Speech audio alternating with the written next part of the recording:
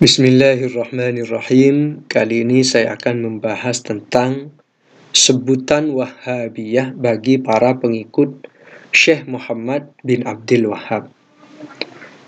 Banyak teman-teman di Facebook yang menolak penyebutan gelar ini.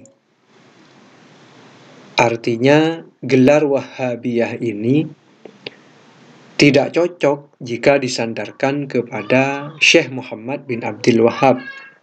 Alasan mereka karena nama asli beliau adalah Muhammad.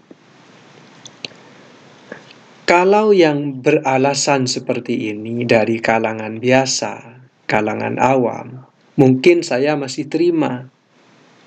Karena mungkin mereka kurang baca kitab, kurang wawasan, belum tahu bagaimana bangsa Arab di dalam bab nisbat menisbatkan. Tetapi kalau yang menolak dengan alasan karena nama aslinya Muhammad, maka pengikutnya itu tidak boleh disebut dengan nama Wahhabiyah, harusnya disebut dengan Muhammadiyah. Kalau alasan seperti ini disampaikan oleh kalangan awam mereka, saya terima. Tetapi kalau yang menyampaikan itu dari kalangan ustadz, apalagi gelarnya LC, apalagi doktor, nah ini tidak masuk akal bagi saya. Kenapa? Karena seakan-akan mereka menyaksikan penisbatan ini hanya karena bukan pada nama aslinya, seakan-akan mereka itu satu, tidak memahami bangsa Arab. Dua, mereka kurang banyak baca kitab. Karena penisbatan kepada bukan nama asli itu sudah biasa di kalangan bangsa Arab di dalam kitab-kitab. Madhab Imam Asy-Syafi'i, Syafi'iyah itu julukan bagi para pengikut beliau.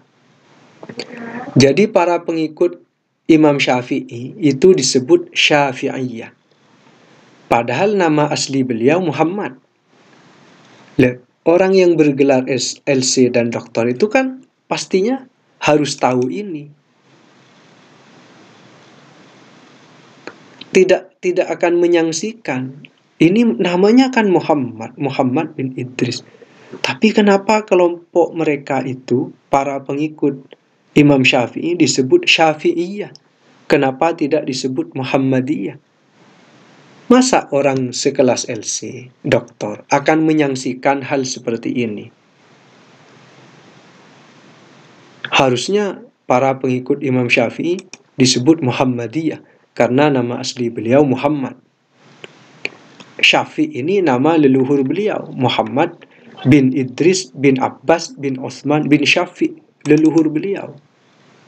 Tapi oleh bangsa Arab dipakai di dalam nisbat untuk Imam Syafi'i.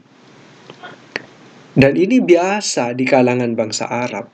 Artinya orang yang bergelar ustadz, apalagi LC, apalagi doktor, harus tahu kebiasaan bangsa Arab. Karena Islam itu kan diturunkan pada bangsa Arab. Loh, kalau bab nisbat menisbatkan saja tidak paham, apalagi di dalam bahasa yang lain, bisa terjadi kesalahpahaman terhadap teks-teks Al-Quran, teks-teks hadis. Di dalam nisbat menisbatkan saja tidak paham, apalagi bab yang lain. Kemudian di kitab-kitab ini sudah biasa seperti ini. Masa bergelar LC, doktor, tidak pernah menemukan hal seperti ini di kitab-kitab yang mereka baca? Atau memang tidak pernah baca kitab? Imam Hambali. Hambal ini bukan nama asli beliau, tapi para pengikut beliau disebut Hanabilah. Ini nisbat ke Hambal. Kenapa tidak disebut Ahmadiyah? Ini sudah biasa di kalangan bangsa Arab, itu sudah biasa. Orang yang mengajarkan ajaran Nabi Muhammad itu harus paham tentang kebiasaan bangsa Arab. khususnya di dalam bahasa. Karena kalau tidak paham nanti akan ada kesalahpahaman terhadap teks Al-Quran, terhadap teks hadis. Ini bab nisbat, tidak paham, apalagi bab yang lain. Kemudian Wahhabiyah, nama Wahhabiyah itu dipakai secara resmi di Arab Saudi, di situs resmi Imam bin Bas, binbas.org SA, fatwa nomor 10.949, ketika beliau ditanya, sami'tu bil wahhabiyati famanhum, aku mendengar nama Wahhabiyah, siapa mereka? Maka Syekh bin Bas ini menjawab, al-wahhabiyatu hum atba'u Syekhil Imam Muhammad ibn Abdul Wahhab. Wahhabiyah itu adalah mereka para pengikut Syekh Imam Muhammad bin Abdul Wahhab. Apa mereka yang bergelar LC, doktor? Tidak tahu. Ini fatwa imam besar Arab Saudi.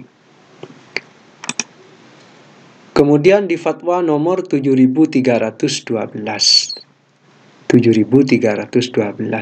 Wa ammal wahhabiyatu fahum atba'u Syekh Muhammad al-Imam Muhammad bin Abdul Wahhab. Adapun kelompok Wahhabiyah, mereka itu adalah para pengikut Syekh Muhammad, Imam Muhammad bin Abdul Wahhab. Ini di situs resmi mereka. Dan ulama-ulama Arab Saudi sudah biasa menggunakan gelar ini. Loh, kok yang di sini malah menolak, dan alasannya tidak masuk akal. Tidak masuk akal disampaikan oleh orang bergelar LC bahkan doktor. Oleh sebab itu saya sering di grup-grup Facebook, bukan niat merendahkan, bukan.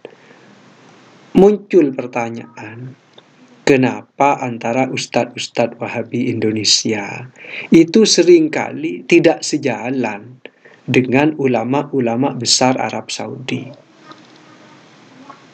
Contohnya di dalam penyebutan nama Wahhabiyah, yang di sini menolak, tidak masuk akal katanya. Padahal di sana menerima. Kemudian contoh yang lain, Syekh bin Bas mengatakan bahwa kencingnya kucing itu najis. Baulu ma la yukalu lahmuhu hal huwa tahir. Kencingnya hewan yang tidak dapat dimakan dagingnya, apakah itu suci? Beliau menjawab najis. Ma fi khilaf, tidak ada perbedaan pendapat di kalangan ulama tentang hal ini. Artinya semua ulama menurut Syekh bin Bas sepakat kencingnya kucing itu najis. Apalagi tainya kucing. Lah kok yang di Indonesia itu ada yang mengatakan suci. Lah itu dari mana? Referensinya itu dari mana? Apa memang tidak membaca kitab-kitab karya ulama, atau membaca tidak paham?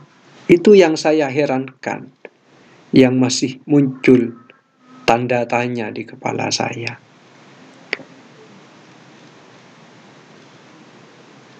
Dianggap tidak tahu baca kitab, gelarnya ustadz.